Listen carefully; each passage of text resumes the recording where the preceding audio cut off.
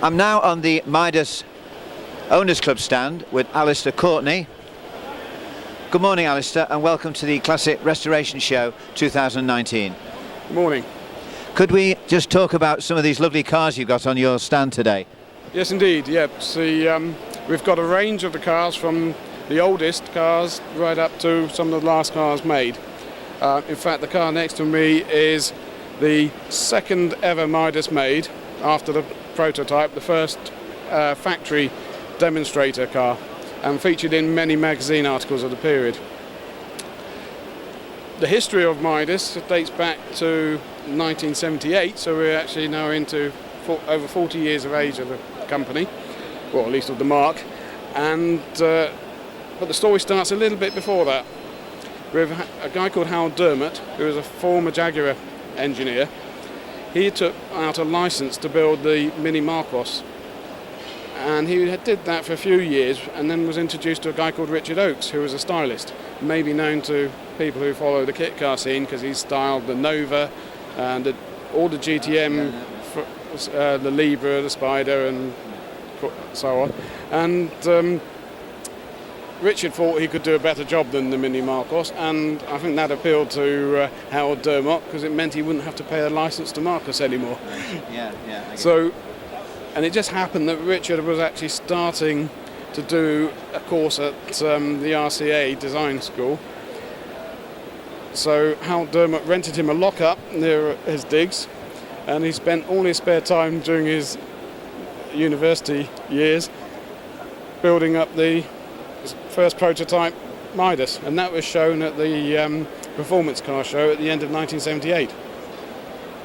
They then spent the following year developing the car, and the first car after the prototype to come out of the factory was this one in September 1979.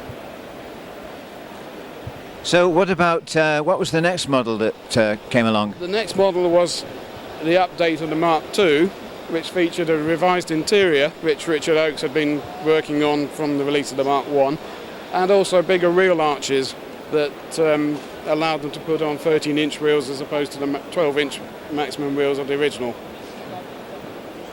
They also incorporated some aerodynamic improvements on the advice of a rather famous Midas owner, Gordon Murray of the McLaren F1 fame. He had been looking to build a small car of his own design, came across the Midas in a magazine and realised what he'd been sketching away was effectively the Midas. So he contacted Howard Dermott and they agreed to do a deal where they would modify Midas body shell to his specifications. He had in mind, whereas the original Midases were all based on Minis, what he had in mind was a mid-engine car using an Alfa Sud flat boxer 4-cylinder engine. Brabham, of course, had been using Alfa engines until just a few years previously, so he contacted his friends at Alfa, who supplied him with a brand new Alfa Sud 1.5 boxer engine, gearbox and the whole package that he needed to put into his car. And in fact we borrowed that car last November at the Classic Car Show here. So the other ones now, we're getting a bit more modern over here now, aren't we? Yes, indeed. Well, the story developed following the developments of the Austin Rover Group. So after the Mini, they of course in the early 80s, they introduced the Metro. So the logical thing to do was to revise the Midas to go to the using the Metro as the donor vehicle. So the Mark III models that came out in the mid-80s, 1985, used MG Metro engine running gear, and they sold them then. You could have the car as a complete set of new components, or you could get your own Metro as a donor vehicle. They also then followed up the Mark III Coupe with the convertible, which was what here, which came out in '89. Unfortunately, in 1989, Midas Cars suffered a factory fire, and a few months after that, they hit problems, and the original company folded. So then, what happened was, it changed hands a couple of times, ended up being owned by GTM Cars, who are producer of the mid-engined kit cars. They concentrated on the convertible, and it filled a gap in their range. And then in '95 they introduced the new Midas, the Mark IV over there, which uses the Rover Metro with a K-Series engine as the donor vehicle. So the examples we've got over at the back of the stand there are the Mark IV Coupe and the Mark IV Convertible. So is that the last models they made then? These were the last models that were manufactured. GTM kept the company till 2001. Then a new company was formed that started building them in Redditch, and that only lasted 2 years. They've unfortunately folded.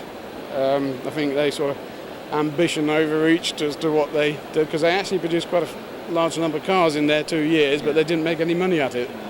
And in 2004 I picked up the assets from the receivers, and I've been concentrating on supplying spares and doing restorations to keep these cars on the road and help the owners. And of course these shows are your shop window, aren't they? Indeed, yes. It's a great way of showing the cars, keeping the cars in the public mind, because they were quite a niche product in their time. They got a lot of publicity in their time, thanks to the likes of Gordon Murray and so on. But they tended to be forgotten about. We're bringing them here, and people are coming up and saying, "Oh, I remember that," or "I've never seen one of these before," and we're talking to them and telling them a bit about the cars. Well, lovely looking cars, and the way they're designed has improved with every new model.